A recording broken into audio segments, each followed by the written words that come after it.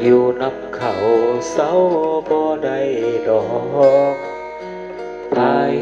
ทิมป่าบ่หาบ่ซอกขอกอดกับจับแต่คำหักตั้งใจว่าเกิดมาชาติหนึ่งได้หักไผก็สิหักให้คักถึงแม่นเพิ่นสิเดินหนีจากบ่ได้อยู่กับเฮาของเพิ่นสิ่งคอยและของเพิ่นของเพิ่นบ่เสิร์ชบ่ลาไหล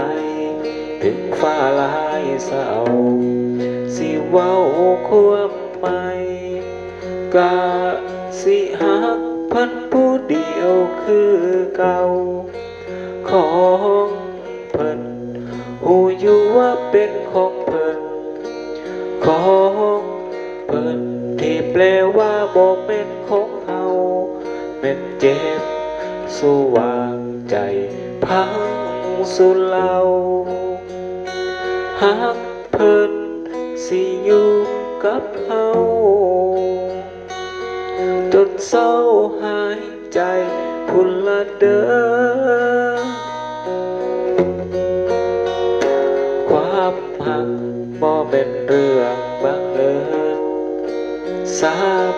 สิได้เอิ้นเพิ่นว่าแฟนปลายทางหักแล้วแต่ฟ้าสุดแต่แทนโอ้ยสาดสิแม่นเพิ่นคงได้เป็นคู่เฮา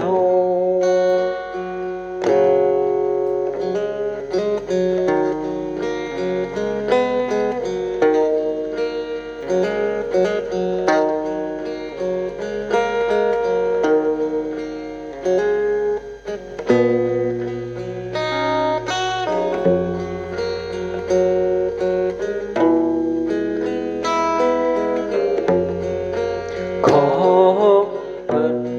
สิ่งคอยและของเพิ่นของเพิ่นบ่เสิร์ชบ่ลาไหลถึงฟ้าลายเศร้าสิเว้าความหมายกะสิหักเพิ่นผู้เดียวคือเก่า